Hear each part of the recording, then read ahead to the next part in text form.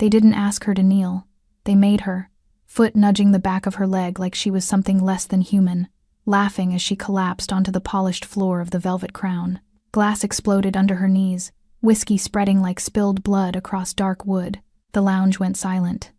Even the ambient music seemed to choke on its own notes, because across the room, past the frozen patrons and raised phones, the entrance door opened, and a man in a dark coat stepped inside, unhurried, deliberate, eyes already calculating exactly how much pain this lesson would cost. And the 3 men in black vests? They had maybe 10 seconds left before they understood they hadn't humiliated just another waitress. They'd forced the sister of Felix Montero to her knees. So what happens first? The recognition? The fear? Or the realization that some mistakes you don't walk away from? If this story pulled you in, make sure to hit that subscribe button so you never miss what's coming next. I've got another unforgettable story dropping tomorrow. And while you're here, jump into the comments and tell me where you're watching from. I love seeing our community from all around the world. Alright, let's get back into it. Susan's hands found the floor first, palms pressing into liquid and shards. The impact knocked the air from her lungs, but she didn't cry out. Couldn't. Years of survival had taught her that sound only fed cruelty, that tears were invitations for more. She knelt there, professional uniform now ruined, dark curls falling across her face like a curtain she wished would hide her completely. Amber light from the bar reflected off the spreading pool of liquor, turning the floor into a mirror that showed her exactly what she'd become.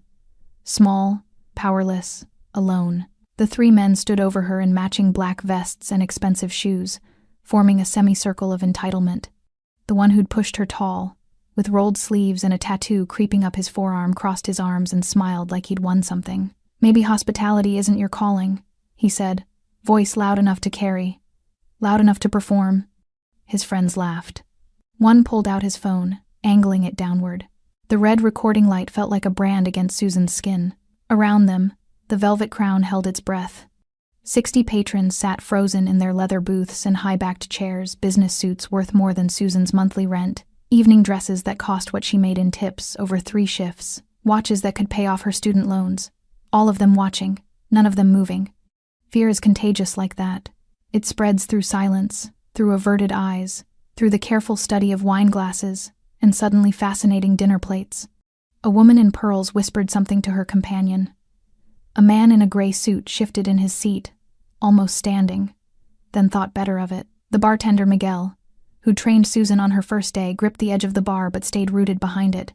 The Velvet Crown demanded a certain type of discretion. Intervention was messy. Witnesses were safer. Susan pressed her hand over her mouth, trying to hold back the sob building in her chest. The tears came anyway, hot and shameful, spilling down her cheeks despite every effort to stop them. She hated herself for crying, hated them for making her, hated the room for watching it happen.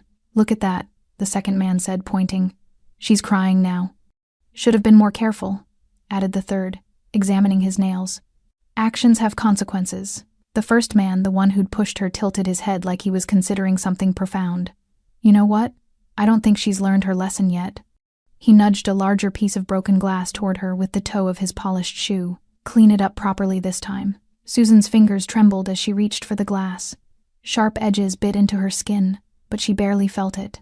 Physical pain was nothing compared to the weight of humiliation pressing down on her shoulders, the eyes burning into her back, the laughter that seemed to echo off the expensive wallpaper. She was so focused on the floor, on surviving the next 60 seconds, that she didn't notice the change in the room's atmosphere.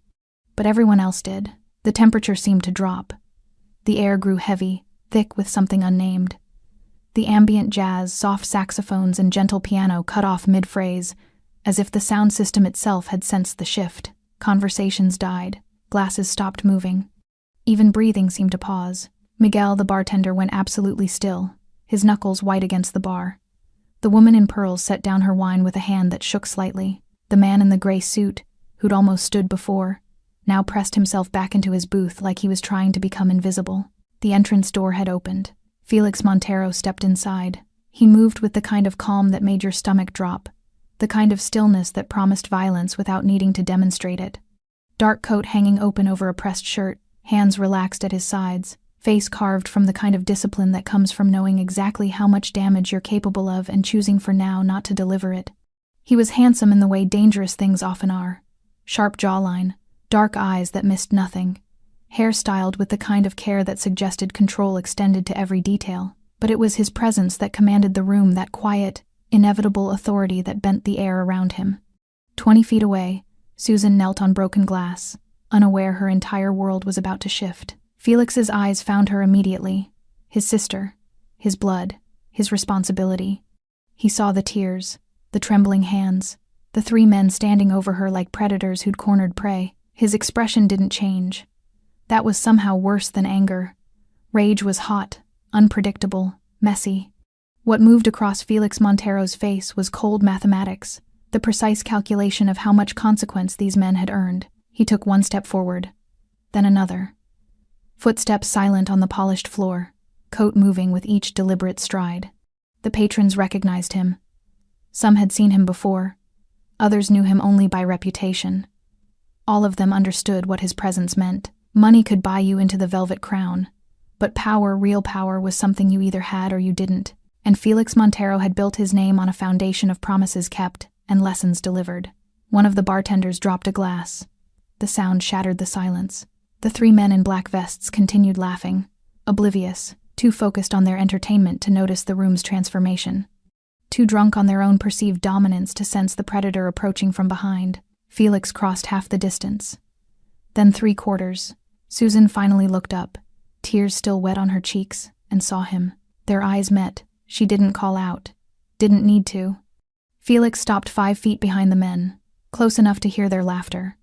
Close enough to see exactly how they'd positioned themselves around his sister. He waited, patient, letting the moment build, letting witnesses remember, because what came next would matter. 3 months earlier, Susan had walked into the Velvet Crown believing opportunity wore polished brass fixtures and leather upholstery. She'd been wrong about that. Dead wrong. Rule number 1, the floor manager had said during her first shift, barely looking up from his clipboard. The customer is always right, even when they're wrong. Rule number 2, don't talk back, ever. Rule number 3, if something breaks, you pay for it. He'd smiled then, thin and administrative. Questions? Susan had swallowed every single one of them. The Velvet Crown occupied the kind of real estate that announced wealth before you even walked through the doors. Marble steps, brass railings that gleamed under amber light, windows tinted just enough to suggest secrets lived inside. The clientele matched the decor. Executives who closed deals over aged whiskey, socialites who treated servers like furniture, men in expensive suits who measured their importance by how invisible they could make the people serving them. Susan had needed the job. That was the beginning and end of her negotiating power. The first week, she'd learned to walk without making sound. The second week, she'd mastered the art of being present but unseen, refilling glasses before they emptied, clearing plates before being asked, anticipating needs while remaining perpetually out of frame. By the third week, she'd understood the real rules, the ones nobody wrote down. Don't make eye contact for too long. Don't smile too widely. Don't exist too loudly. And absolutely, under no circumstances, embarrass a customer, especially not the regulars who came in every Friday wearing black vests and entitlement like cologne. Those 3 had noticed her immediately, though not in any way that felt like being seen, more like being assessed, catalogued, filed away under exploitable. The tall one with the forearm tattoo, Susan had learned his name was Derek. Though he'd never bothered learning hers, enjoyed making her reach across him for empty glasses, positioning himself so she'd have to brush against his shoulder. "Excuse me," she'd murmur. He'd lean in closer. The second one, stockier with a ring on every finger, liked to change his order 3 times, watching her write it down, cross it out, rewrite it, then claim she'd gotten it wrong anyway. "Is it really that difficult?" he'd ask, loud enough for nearby tables to hear. The third one, lean and cruel, smiled. Preferred psychological games. He'd leave generous tips, then ask for them back. "Actually, I don't think you earned this, do you?" What could she say? The answer was predetermined. Susan had endured it all because endurance was survival, because rent was due on the 1st of every month and student loans didn't care about dignity, because jobs like this, in places like this, didn't come easily to women with community college degrees and resumes full of gaps. So she'd smiled through gritted teeth, said yes sir, and right away, and my apologies, built walls inside herself where pride could hide from humiliation, where self-respect could wait out the shift. But tonight, something had broken. Not just the glasses, though, those had shattered spectacularly, whiskey and gin mixing with crystal shards across the polished floor. What broke was the invisible line between exploitation and exhibition, between endurance and entertainment. Derek had called her over with a snap of his fingers. Actual fingers snapping, like she was a dog. She'd come anyway. That was the job. "This drink is warm," he'd said, though he'd barely touched it. "I'll get you a fresh one immediately." "No." His smile had widened. "I think you should fix it properly. On your knees." The table had erupted in laughter. Susan's face had burned, but she'd started to kneel not on the floor, just to crouch beside the table, to accommodate the command while preserving some fragment of dignity. That's when his foot had found the back of her knee. Not a nudge. A shove. She'd gone down hard, tray flying, glasses exploding like fireworks across the amber-lit floor. And the room, the entire room full of witnesses and wealth and supposed sophistication, had done absolutely nothing. Now, kneeling in the wreckage of that moment, Susan felt something shift in the air, a pressure change, like the atmosphere before a storm. She looked up through the curtain of her curls and saw him. Felix, her brother, stood 20 feet away, dark coat hanging open, hands relaxed at his sides, face absolutely calm. But Susan knew that calm, had grown up learning to read the stillness that came before Felix delivered consequences. Their eyes met. She saw recognition flicker across his expression, not surprise, not shock, but something colder. Confirmation. The kind of look that said he'd always known something like this might happen, had always been prepared for exactly this moment. Susan wanted to stand, wanted to run to him, wanted to tell him she was fine, it was fine, nothing she couldn't handle. But her knees were embedded with glass, and her uniform was ruined, and tears were still wet on her cheeks, and fine felt like a lie her body couldn't support. Felix took another step forward. Silent, measured. The three men still hadn't noticed him. They were too busy enjoying their performance, too drunk on their own perceived dominance. "I think she needs to apologize," Derek was saying, phone still pointed downward, recording Susan's humiliation for whatever audience he imagined would appreciate it. A real apology. On her knees, where she belongs. His friends laughed harder. Around the room, patrons shifted uncomfortably. The woman in pearls looked away. The man in the gray suit studied his steak with sudden intensity. Miguel, the bartender, gripped the bar so hard his hands shook, but he didn't move. Couldn't move. The Velvet Crown had rules, after all. Unspoken but absolute. Rule number 1, don't interfere with customers. Rule number 2, witnesses stay silent. Rule number 3, some people matter more than others. Felix crossed another 5 feet. Close enough now that the bartender could see him clearly. Miguel's eyes went wide. His mouth opened slightly, though no sound came out. Other staff members noticed next. A server near the kitchen door went pale. A busboy froze mid-step. The recognition spread through the room like electricity through water, invisible but undeniable. Power recognized power. Authority bent toward greater authority. The three men remained oblivious. Derek nudged another piece of glass toward Susan with his shoe. "Come on, clean up your mess. Show us you take your job seriously." Susan reached for the glass with trembling fingers. Felix stopped directly behind them and waited, patient, letting the moment breathe, letting every witness understand what they were about to see, because justice meant nothing if it wasn't remembered. The Velvet Crown had seen Felix Montero before, though never like this, never with murder written in the stillness of his shoulders. He stood 5 feet behind the three men, close enough to hear Derek's laughter, close enough to see the angle of the phone pointed at his sister, close enough to count the pieces of glass cutting into Susan's knees. His hands remained loose at his sides, fingers relaxed, breathing steady. But anyone who'd survived long enough in his world knew. Felix was most dangerous when he looked most calm. Around the room, recognition spread like a contagion. Miguel, the bartender, set down the glass he'd been holding with exaggerated care, as if any sound might detonate something already armed and counting down. His coworker, a younger guy who'd started last month, leaned in and whispered, "Who is that?" Miguel's response came through clenched teeth. "Don't look at him." But everyone was looking. Impossible not to.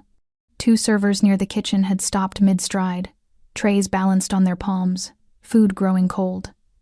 A busboy pressed himself against the wall, suddenly desperate to be invisible. The hostess stand had been abandoned entirely. The young woman who usually manned it had retreated to the back office, phone in hand, already making calls to people who needed to know Felix Montero was in the building. The woman in pearls whispered urgently to her dinner companion, a silver-haired man whose face had gone the color of old paper. He dropped a $50 bill on the table, didn't wait for change, didn't ask for a check, and stood with the careful movements of someone trying not to attract predator attention. They weren't the only ones preparing to leave. At a corner booth, 3 businessmen in tailored suits suddenly remembered urgent appointments. Near the bar, a couple signaled frantically for their tab. By the windows, an older gentleman who'd been nursing the same scotch for an hour pushed it away untouched and headed for the exit with remarkable speed for someone his age. The Velvet Crown was bleeding patrons, but the 60 who remained stayed frozen, caught between self-preservation and morbid fascination. Because this whatever was about to happen would become the story they told for years, the night they witnessed Felix Montero deliver a lesson at the Velvet Crown. Felix's reputation preceded him the way thunder precedes lightning. You heard it first, felt it in your chest, knew the strike was coming. They said he'd built his influence on 2 principles, family and memory. Family meant protection without negotiation. You touched someone under his care. You answered to him personally. Memory meant witnesses. Felix didn't hide consequences. He displayed them. Made sure people remembered what happened when you crossed certain lines. They said he'd once walked into a restaurant where a business partner had been disrespected and calmly asked the owner to close for the evening. When the owner refused, Felix had actually smiled and made a phone call. 20 minutes later, the city health inspector arrived. 30 minutes after that, the building inspector. By morning, the restaurant had 3 violations, 2 lawsuits, and a landlord suddenly interested in renegotiating the lease. The owner never learned who'd made those calls. He didn't need to. They said Felix didn't raise his voice because he'd never needed to. Authority that requires volume isn't really authority at all. They said a lot of things about Felix Montero. Some were exaggerated. Some were myths built on fragments of truth. But the core of every story was accurate. Felix protected what was his with the kind of totality that made examples of people who forgot that fact. And Susan kneeling on broken glass, tears wet on her cheeks, dignity shattered across polished wood, Susan was his. Felix observed the scene with the detached precision of someone cataloging evidence. The position of Susan's body, the angle of Derek's phone, the scattered glass, the spreading liquor, the expressions on surrounding faces, shock, fear, shameful relief. It wasn't them on the floor. He noted everything, filed it away, evidence for the trial that had already concluded. Derek was still talking, oblivious to the shift in atmospheric pressure. You know what your problem is? You don't know your place. Someone needs to teach you. Felix moved. Not rushed, not aggressive. Just shifted his weight forward, took 2 steps, and the air itself seemed to contract. The busboy against the wall actually gasped. Derek's friend, the stocky one with rings on every finger, felt it first. That primitive hindbrain warning that said predator, danger, run. He turned slowly, smile fading before his eyes even focused. When he saw Felix, the blood drained from his face so quickly he swayed. "Derek," he said, voice barely audible. "Derek, we need to..." "What?" Derek didn't look up from Susan, too focused on his performance. "I'm not done teaching. Derek, sharper now, urgent." The third man, lean and cruel, smiled, had gone absolutely still. Phone lowered, eyes locked on Felix with the kind of recognition that came from survival instinct. He'd seen enough dangerous men to know he was looking at something several tiers above his weight class. Derek finally registered his friend's reactions. Finally turned around. Finally saw. Felix stood 3 feet away now. Hands still relaxed. Coat hanging open. Face carved from the kind of discipline that required no performance. He didn't need to puff his chest or flex his shoulders or widen his stance. Didn't need to announce himself. Power that has to announce itself isn't power. It's theater. This was power. Derek's phone slipped in his suddenly sweaty grip. His smile, that cruel, entitled smile, crumbled like cheap plaster under pressure. Recognition hit him in stages. First the face, then the name, then the implications of both. "Oh," he said softly. Then again quieter. "Oh." Felix said nothing, didn't blink, just stared at Derek with eyes that calculated exactly how much pain this lesson would cost, exactly how permanent the memory would be, exactly how thoroughly Derek would regret the next 5 minutes for the rest of his considerably less comfortable life. Behind him, Susan had gone completely still. Glass still embedded in her knees, tears still wet on her face. But something had shifted in her posture. The crushing weight of helplessness had lifted, replaced by something else. Hope. Felix's jaw tightened fractionally.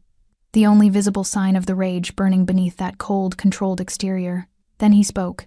2 words, quiet enough that only the men immediately around him could hear, but those 2 words changed everything. Step away. 2. Felix's voice was quiet, almost polite, the kind of tone you'd use asking someone to pass the salt at dinner. But it carried the weight of absolute authority, the certainty of consequence, the promise that this was the only warning they'd receive. Derek stumbled backward so fast he nearly tripped over his own feet.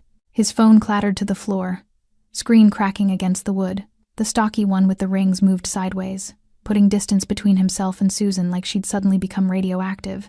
The lean one, the cruel-smiled one, raised his hands slowly, palms out. Universal language for, "I'm not a threat." 3 seconds. That's how long it took for their entire power structure to collapse. Felix didn't move closer. Didn't need to. He just stood there, coat hanging open, hands relaxed, watching them scramble away from his sister with the clinical interest of someone observing a predictable chemical reaction. Around the room, 60 witnesses held their collective breath. Susan remained on the floor, glass still cutting into her knees, but her hands had stopped trembling. She stared up at her brother, tears drying on her cheeks, and something passed between them, years of history compressed into a single look. All the times he'd protected her as kids. All the reasons she'd stopped asking for help as an adult. All the distance she'd put between them to prove she could survive on her own. And here he was anyway, like he'd always been watching, like he'd always known this moment might come. Felix's gaze shifted from the men to Susan, and his expression softened fractionally, not much, barely noticeable to anyone who didn't know him. But Susan saw it, saw the concern beneath the controlled rage, the fear beneath the authority. "You're hurt," he said quietly. Not a question, a statement of fact that someone would answer for. Susan started to shake her head, started to say she was fine, but Felix was already moving. He stepped past the 3 men like they were furniture irrelevant, beneath notice, and knelt beside his sister with a grace that seemed impossible for someone his size. Up close, Felix was even more imposing. Broad shoulders, muscled forearms visible where his sleeves were rolled, chest broad beneath his pressed shirt. But it was his face that held attention, sharp jawline, dark eyes that missed nothing, features that could have been handsome in a softer life but had been hardened by choices and consequences. He reached out slowly, telegraphing the movement, and gently pushed Susan's curls back from her face. His fingers were careful, tender, the same hands that had built a reputation for delivering pain now wiping tears from his sister's cheeks with a gentleness that made the watching crowd ache. "Let me see," Felix said. Susan shifted slightly, and he saw the glass embedded in her knees, the blood seeping through her stockings, the way she'd been kneeling in liquid and shards for God knew how long while 3 men laughed and a room full of people watched. Something flickered across Felix's face. Not rage, rage was too hot, too immediate. This was colder, deeper, the kind of anger that didn't explode but rather calcified into permanent consequence. He looked up at Miguel behind the bar, didn't raise his voice, didn't need to. "First aid kit. Now." Miguel moved faster than he'd ever moved in his life, nearly knocking over 2 bottles in his haste to reach the kit beneath the register. He brought it to Felix personally, hands shaking slightly as he offered it. "Thank you," Felix said, polite as Sunday dinner. Miguel retreated quickly. Felix opened the kit with practiced efficiency and pulled out antiseptic wipes, gauze, tweezers. He set them on the floor beside him in a neat line, then looked at Susan with an expression that asked permission without words. She nodded. He began removing glass from her knees with the precision of someone who'd done field medicine before. Each piece came out clean, dropped into his palm, transferred to a napkin Miguel had nervously provided. Felix worked in silence, focused entirely on his sister, the rest of the room temporarily forgotten. This was the image that would burn into every witness's memory. Felix Montero, one of the city's most feared figures, kneeling on the floor of the Velvet Crown, carefully tending his sister's wounds with hands that could break bones but chose instead to heal. The woman in pearls had tears in her eyes. The man in the gray suit looked like he might be sick. Even the staff seemed shaken by the intimacy of it, the contrast between reputation and reality. Behind them, Derek and his friends remained frozen, shoes scraping occasionally against wood as they shifted weight, unsure if they were allowed to leave, terrified to stay. Felix cleaned Susan's knees with antiseptic, then wrapped them carefully in gauze. He worked without speaking, jaw tight, shoulders tense. When he finished, he helped her stand one hand under her elbow, the other supporting her back, and steadied her until he was certain she could hold her own weight. Only then did he turn around. The temperature in the room plummeted. Felix's expression had shifted from gentle concern to something carved from ice and inevitability. He looked at the three men the way you might look at a stain that needed removing, a problem that required solving, an error that demanded correction. Derek opened his mouth, closed it, tried again. "Look, we didn't know." Felix raised one hand. "Palm out. Stop." Derek's mouth snapped shut so fast his teeth clicked. "You don't apologize to me," Felix said quietly. Each word precisely articulated, carefully spaced. "You don't explain to me. You don't speak to me at all." He took one step forward. The three men collectively stepped back. "You humiliated my sister," Felix continued, voice still quiet, still controlled. "Made her kneel on broken glass. Recorded it, laughed about it. In front of 60 witnesses. Another step forward, another step back from them. So here's what happens next," Felix said. "You're going to leave. You're going to walk out of here with whatever dignity you think you have left. And you're going to spend the rest of your lives remembering this moment." Derek's face had gone from pale to gray. "We're sorry, we didn't mean—" "I said," Felix interrupted, voice dropping even lower. "You don't speak to me." He turned slightly, addressing the room now, making sure every witness heard clearly. "These three men," he gestured without looking at them, "are no longer welcome in the Velvet Crown. Not tonight, not ever. Anyone who serves them, anyone who accommodates them, anyone who pretends they're acceptable company, you answer to me personally." Silence. Felix looked at the manager, who'd appeared from his office looking like he might faint. "Am I understood?" The manager nodded so hard his glasses slipped down his nose. "Yes, sir. Completely understood." "Good." Felix turned back to the three men. "Leave. Now." They ran. Not literally, pride wouldn't allow them to sprint through the Velvet Crown like frightened children, but their exit carried the unmistakable energy of flight. Derek's shoulder hit the doorframe on his way out. The stocky one with the rings forgot his coat draped over the chair. The lean one looked back once, caught Felix's eyes still tracking him, and moved faster. The door closed behind them with a soft click that somehow felt louder than a slam. For 3 full seconds, nobody in the Velvet Crown moved. 60 witnesses frozen in a tableau of aftermath, afraid that breathing too loudly might remind Felix Montero they'd watched his sister kneel on broken glass and done nothing to stop it. Then Felix turned back to Susan. The transformation was immediate. The ice melted from his expression, replaced by concern so raw it felt intrusive to witness. He reached for her again, this time checking the gauze on her knees, making sure the wrapping was secure, that no glass remained embedded in her skin. "Does it hurt?" he asked quietly. Susan shook her head, though they both knew she was lying. Felix didn't call her on it. Instead, he shrugged out of his dark coat expensive fabric, perfectly tailored, and draped it over her shoulders. It swallowed her smaller frame, hung past her hips. But it was warm and it smelled like safety, and Susan pulled it tighter around herself without thinking. "Thank you," she whispered. Felix's jaw tightened. "You shouldn't have to thank me for this. I know.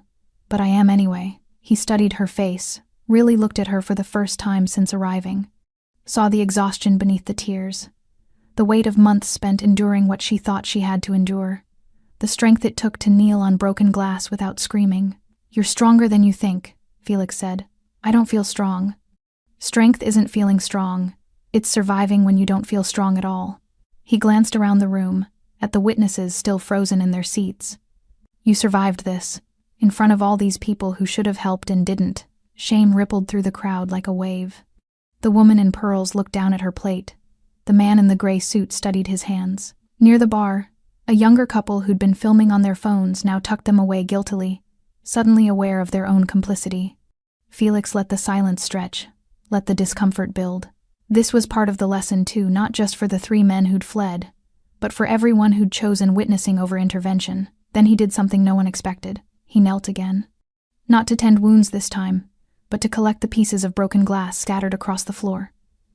One by one, carefully, he picked up each shard and placed them in the napkin Miguel had provided earlier. His movements were methodical, almost meditative, the most dangerous man in the room cleaning up the mess other men had made. Susan watched him, throat tight with emotion she couldn't name. "Felix, you don't have to." "Yes," he interrupted gently. "I do." Miguel appeared beside them, first aid kit still in hand, looking uncertain. "Sir, I can—" "No." Felix didn't look up. This is mine to clean. The symbolism wasn't lost on anyone watching. Felix Montero, who had people to clean his messes, who could make a phone call and have the entire lounge scrubbed by morning, was on his knees in a public space, tending to the aftermath of his sister's humiliation personally. It was the most powerful thing he could have done. More powerful than violence.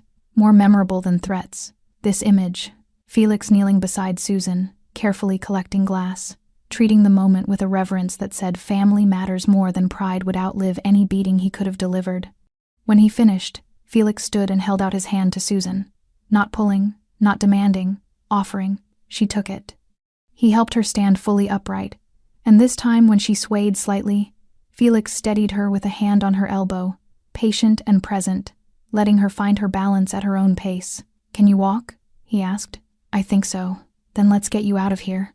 But before they could move toward the exit, the floor manager appeared, the same man who'd recited rules on Susan's first day, who'd taught her that customers were always right even when they were wrong. He looked pale, sweat beading on his forehead, hands clasped in front of him like a supplicant approaching a throne. "Mr. Montero," he began, voice trembling, "I want to apologize for what happened here tonight. This establishment has always prided itself on—" Felix turned to face him fully, and the manager's words died in his throat. "You pride yourself on what exactly?" Felix asked, tone conversational. "On letting your staff get humiliated? On teaching them that survival means swallowing abuse? On creating an environment where men like that feel comfortable making a woman kneel?" The manager opened his mouth, closed it. No answer would save him. "My sister," Felix continued, "has worked here for 3 months. 3 months of showing up on time, doing her job well, enduring things she shouldn't have had to endure. And tonight, when she needed one person, just one person to step in, your establishment failed her completely. We have policies about customer conflicts." "Policies?"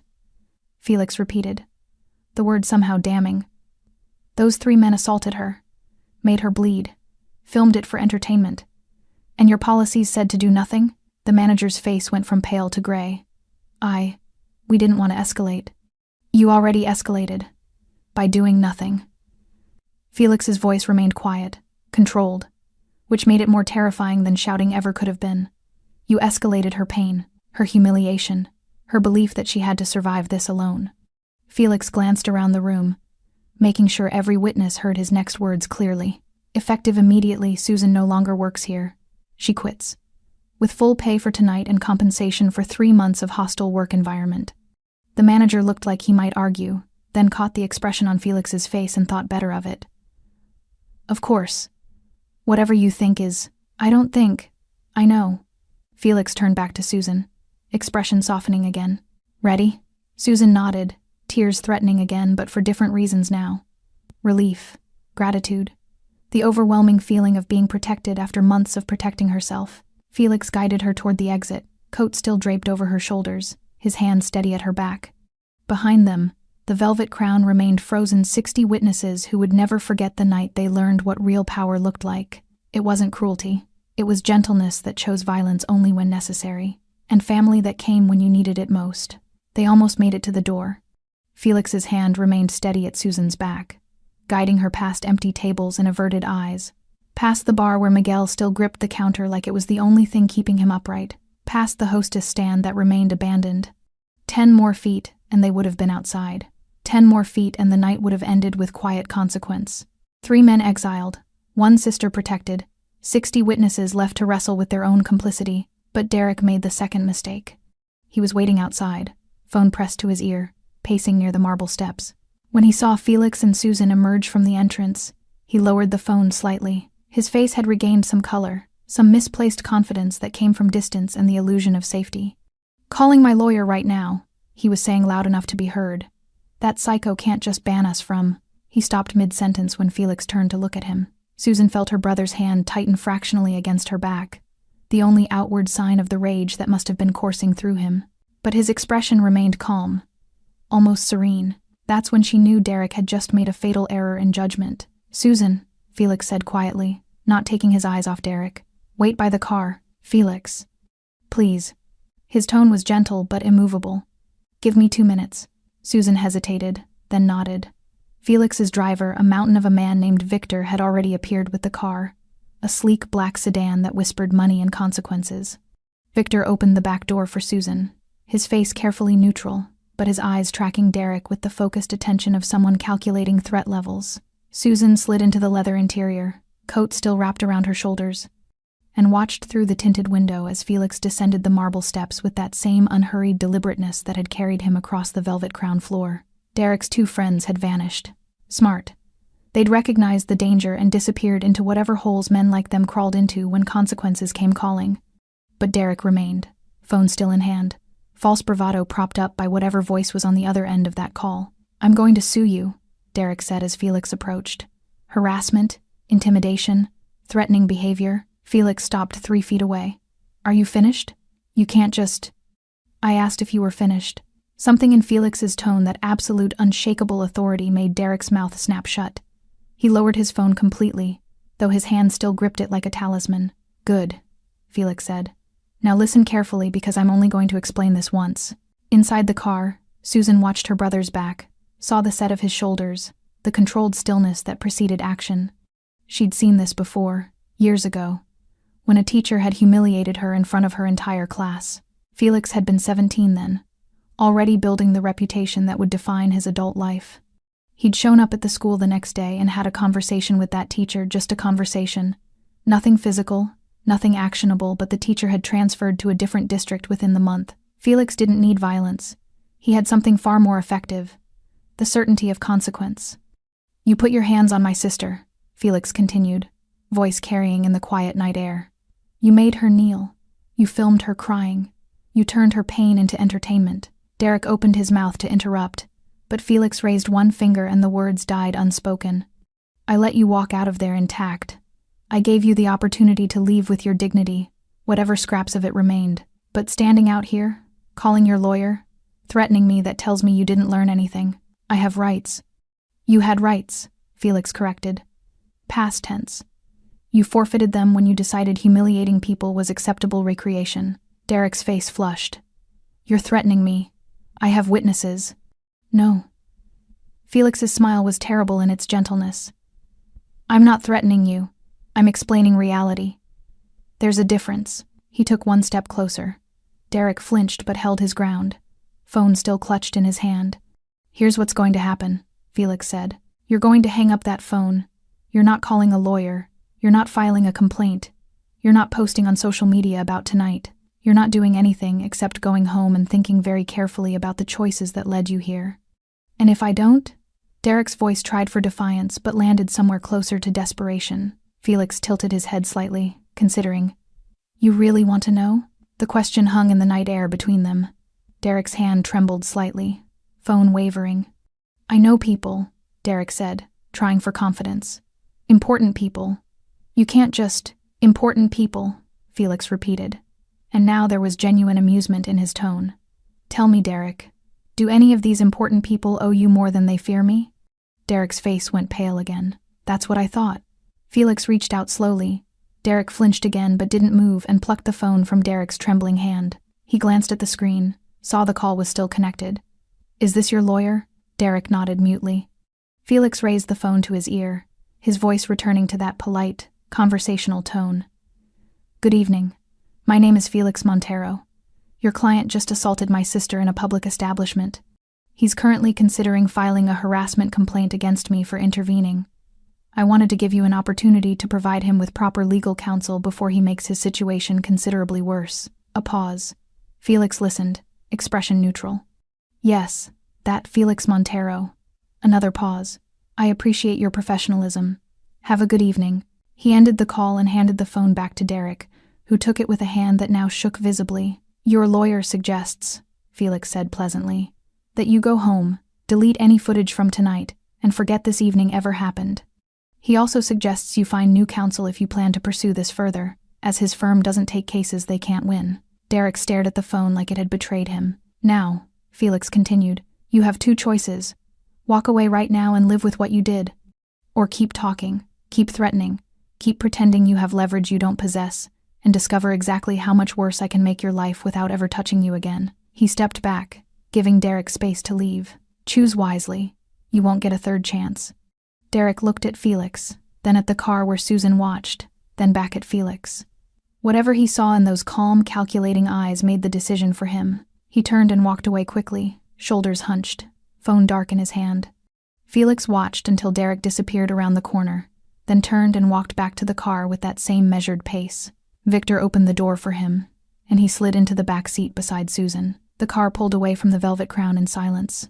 Victor drove with the quiet competence of someone who'd seen worse nights than this, his eyes checking the rearview mirror at regular intervals, always watching, always assessing. Susan sat wrapped in Felix's coat, forehead pressed against the cool window, watching the city lights blur past. Her knees throbbed beneath the gauze, but the physical pain was nothing compared to the emotional exhaustion settling over her like heavy fabric. Felix said nothing, just sat beside her, hands folded in his lap, giving her space to process. 3 blocks passed before Susan spoke. "You didn't hurt him." "No. Why not?" Felix turned to look at her, expression unreadable in the shifting light. "Because some punishments last longer than bruises." Susan absorbed this, then nodded slowly. She understood.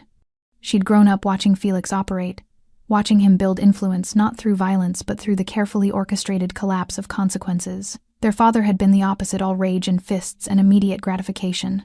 Felix had learned young that fear based on anticipation was more effective than fear based on memory. "What happens to them now?"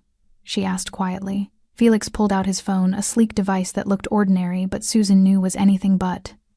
He tapped the screen a few times, then began making calls. The first was to someone named Marcus. "It's me," Felix said when the call connected. "I need you to look into 3 men."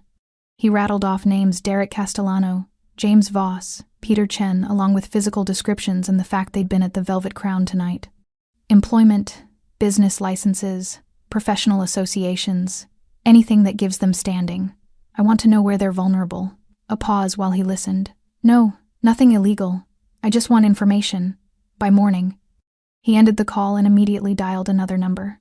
This time a woman answered. Susan could hear her voice through the speaker, professional and alert, despite the late hour. "Elena, I need a favor. 3 men assaulted someone under my protection tonight at the Velvet Crown. I want it known they're no longer welcome in any establishment where I have influence." Elena's response was immediate. "The usual list?" "Expanded list. Every restaurant, club, lounge, and bar in the city that values my patronage. They get turned away at the door. Politely, professionally, but absolutely. Consider it done. Do you want this permanent or temporary?" Felix glanced at Susan, then back at his phone. "Permanent until I say otherwise."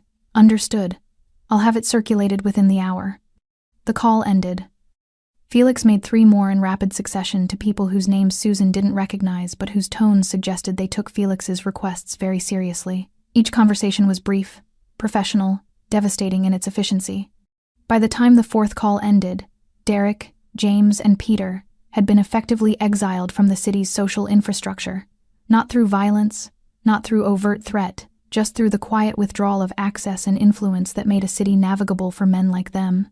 Susan watched her brother work with a mixture of awe and discomfort. This was Felix's world, a world where power moved through phone calls and favors, where consequences accumulated silently until they became inescapable. "You're scaring me a little," she admitted. Felix lowered his phone and looked at her directly. "Good. Not because I want you afraid of me, but because I want you to understand you're never as alone as you feel. I didn't ask for this." "I know. You never ask. That's the problem."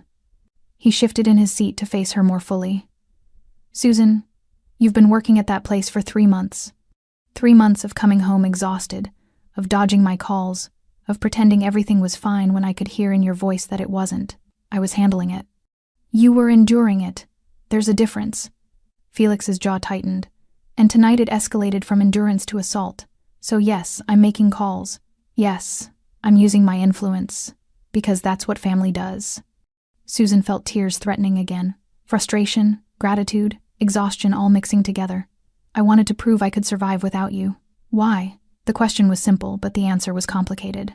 Susan looked out the window, searching for words. "Because everyone in my life knows I'm Felix Montero's sister. At the community college, in job interviews, at the Velvet Crown, it's always there. This weight, this expectation, I wanted something that was mine, something I earned without your shadow making it easier." Felix was quiet for a long moment. When he spoke, his voice was softer than she'd heard it all night. I understand that. I do. But Susan, refusing help when you need it isn't strength. It's just pain you're choosing to carry alone. I didn't want to be weak. You think asking for help is weak? Felix reached over and gently tilted her chin so she had to look at him. You knelt on broken glass and didn't scream. You held yourself together while men tried to break you for entertainment. You survived months of subtle cruelty without letting it destroy your capacity for kindness. That's not weakness. That's the opposite of weakness. Tears spilled over despite Susan's best efforts. Felix pulled her into a careful hug, mindful of her injured knees, and let her cry against his shoulder while the car navigated the quiet streets. I'm sorry I didn't call you, Susan whispered. I'm sorry you felt you couldn't. They stayed like that for several blocks, brother and sister, protector and protected, both carrying the weight of choices and consequences. Eventually Susan pulled back, wiping her eyes. What happens now? Now? Felix pulled out his phone again and showed her the screen.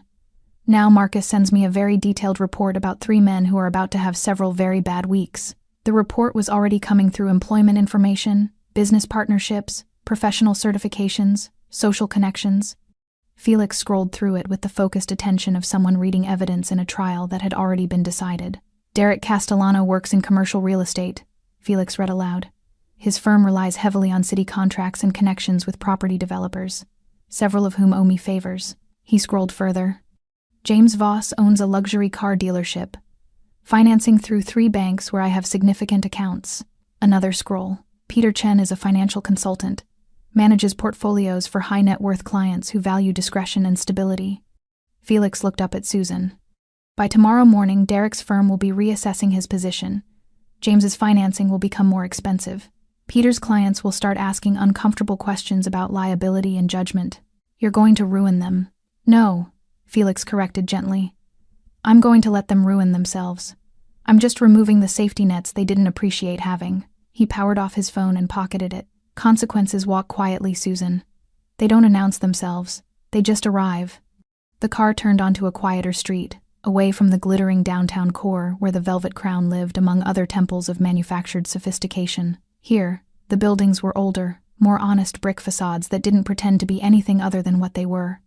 Victor pulled up to a brownstone with warm light glowing in the upper windows. Felix's place.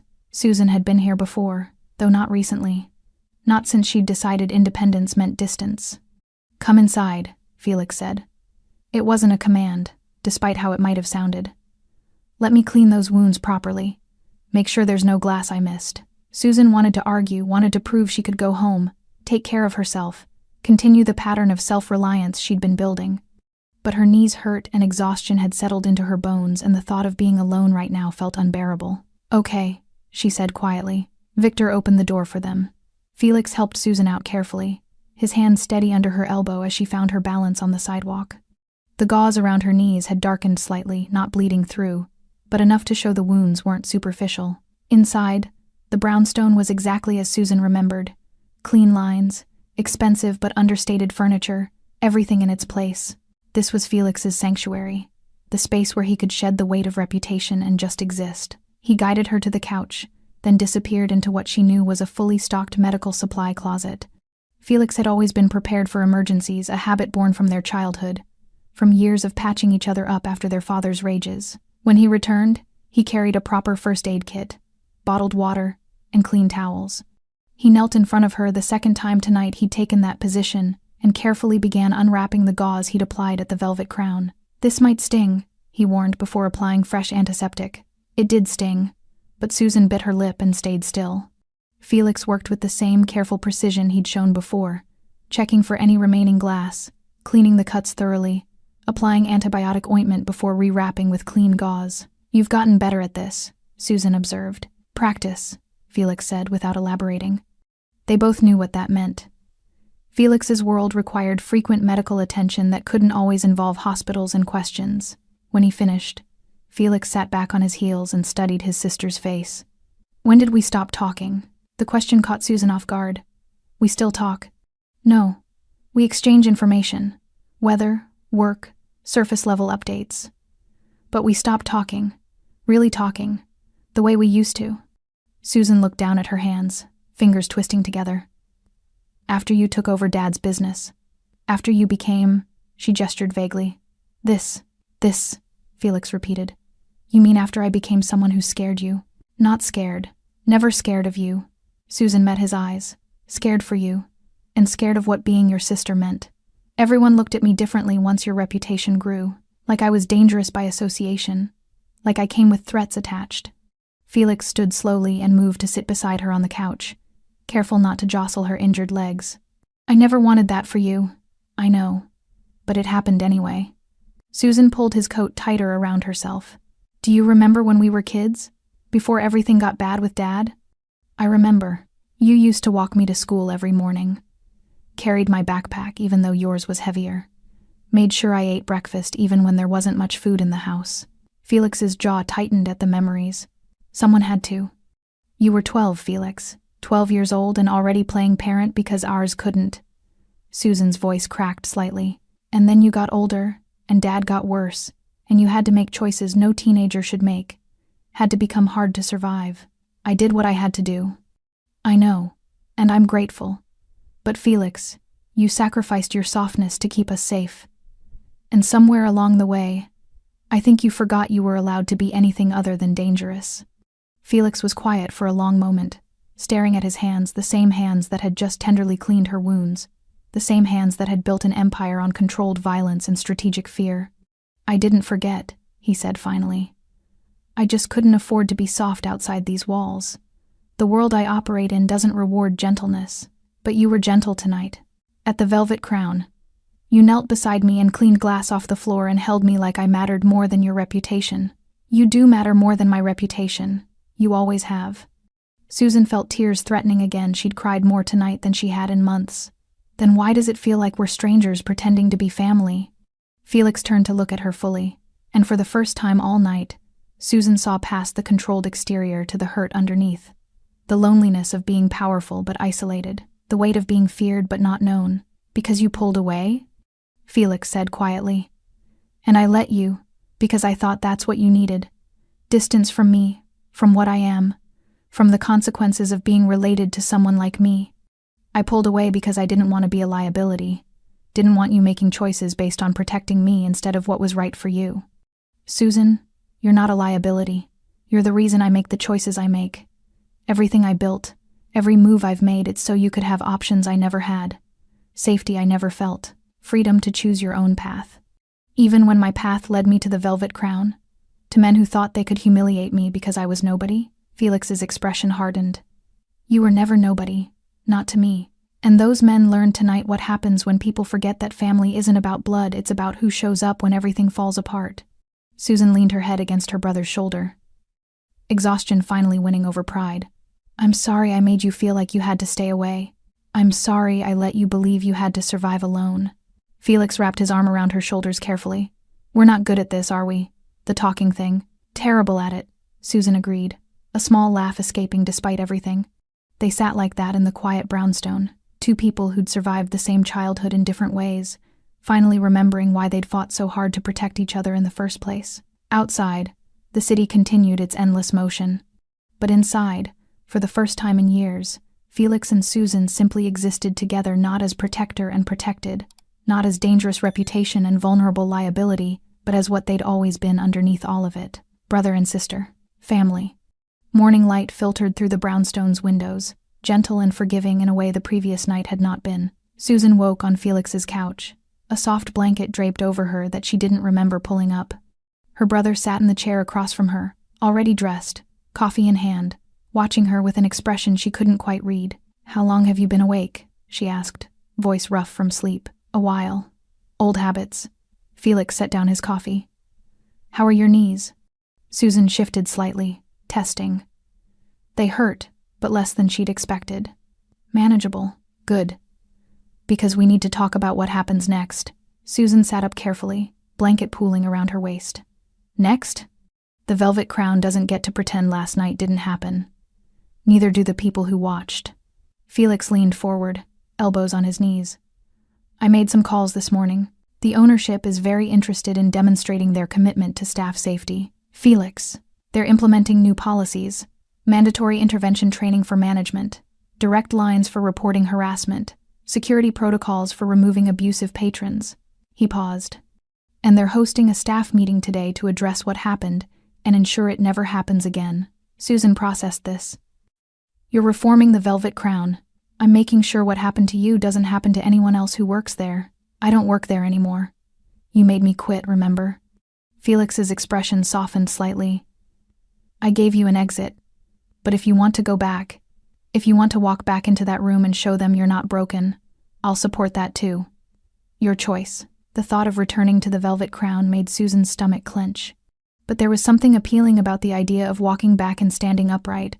No longer the woman who'd knelt on broken glass while everyone watched. I want to see it, she said. I want to see if anything actually changes. Then we'll go together. The Velvet Crown looked different in daylight, less polished, more exposed. The amber lighting that had hidden so many cruelties couldn't compete with the sun streaming through those tinted windows. Staff had gathered in the main dining area, servers, bartenders, kitchen workers, all looking uncomfortable in the space they usually worked. Miguel stood near the bar, arms crossed, expression guarded. Other servers Susan recognized sat at tables, whispering to each other. When Felix and Susan walked in, silence dropped like a curtain. Every head turned. Every conversation died. They all remembered. Of course they remembered. The floor manager, the same man who'd recited rules about customer supremacy, stood near the hostess stand, looking like he'd aged 5 years overnight. Beside him stood a woman in an expensive suit that screamed corporate authority. The owner, Susan guessed, or someone close to ownership. Thank you all for coming, the woman began, voice steady despite the tension in the room. I'm Patricia Simmons, Regional Director. I'm here because last night, this establishment failed one of its employees in the most fundamental way possible. She gestured toward Susan. Many of you witnessed what happened. All of you heard about it by now. A server was assaulted by patrons while working her shift. She was physically harmed, publicly humiliated, and according to multiple accounts, 60 people watched it happen. The room shifted uncomfortably. Guilt was thick enough to taste. This isn't about blame, Patricia continued. This is about accountability and change. Effective immediately, the Velvet Crown is implementing new protocols. She outlined them systematically. Mandatory training, anonymous reporting systems, management empowered to remove abusive patrons without corporate approval, security staff trained to recognize escalating situations. But policies mean nothing without culture change, Patricia said. So I'm asking each of you, what would have made a difference last night? What needs to change so that next time, and there will be a next time someone gets out of line, we respond differently? Silence held for several seconds. Then Miguel spoke up. We need to know we won't get fired for defending each other. Agreed, Patricia said. Documented and guaranteed. A younger server raised her hand tentatively. Can we refuse to serve people who've been inappropriate before? Without getting in trouble? Yes. We're creating a database of banned patrons. If someone makes you uncomfortable, they don't get service. Period. Another voice. What about retaliation? People leave bad reviews, complain to management. We handle it, Patricia interrupted firmly. You protect each other, we protect you. That's the new standard. Felix had remained silent throughout, standing slightly behind Susan, present but not dominating. Now he stepped forward, just enough to be noticed. The Velvet Crown has always prided itself on discretion, he said, voice carrying easily. On being the kind of place where powerful people can relax. That doesn't change. But power without responsibility is just cruelty in expensive clothes. Your patrons need to understand, this is a place of respect now. For everyone in it. Patricia nodded. Mr. Montero is correct. We're notifying our regular clientele of the new expectations. Anyone unwilling to meet them can find somewhere else to spend their money. The staff exchanged glances, surprise, cautious hope, lingering skepticism. Change announced in a meeting was easy. Change sustained over weeks and months was harder. Susan stepped forward then, Felix's coat still draped over her shoulders like armor. I'm not coming back to work here, she said, voice steady despite her nerves. But I want you all to know something. Last night, I felt completely alone. I thought survival meant enduring whatever came my way silently. I was wrong. She looked around at the faces, watching her colleagues who'd frozen, management who'd failed, an entire ecosystem that had chosen comfort over intervention. You don't have to be alone, Susan continued. None of us do. What happened to me could happen to any of you. And when it does, when someone crosses a line, when you feel unsafe, When you need help, I hope you'll speak up. I hope you'll intervene for each other. Because nobody should have to kneel on broken glass while a room full of people watches. Miguel was the first to stand. Then another server, then another.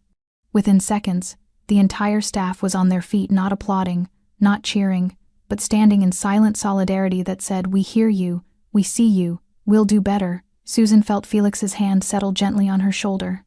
Supportive, present, but letting her have this moment.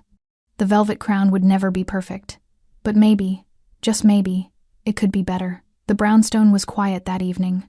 Felix had given Susan space to rest, to process, to decide what came next. She'd spent most of the afternoon on his couch, alternating between sleep and staring at the ceiling, her mind replaying the past 24 hours on an endless loop. Now she stood in front of the mirror in Felix's guest bathroom, examining her reflection. The woman looking back at her had bandaged knees and exhaustion written in the shadows under her eyes, but she also looked different somehow. Stronger, maybe. Or just less willing to apologize for taking up space. A knock on the doorframe made her turn. Felix leaned against it, hands in his pockets, expression gentle. "How are you feeling?" "Honestly, I don't know." Susan turned back to the mirror. "Part of me wants to pretend last night never happened, but a bigger part knows I can't unsee what I saw, which is how easy it is to become invisible, how quickly people choose comfort over courage." She met Felix's eyes in the reflection. How alone you can feel in a room full of witnesses. Felix stepped into the bathroom, leaning against the counter beside her. "You're not invisible, Susan. You never were." I felt invisible. For 3 months, I felt like I only mattered when someone needed something from me. A drink refilled, a table cleared, an apology delivered for mistakes I didn't make. She touched the edge of the bandage on her knee. And then last night, I mattered for all the wrong reasons. Because I was entertainment. Because hurting me was easier than respecting me. That's on them, not you. I know.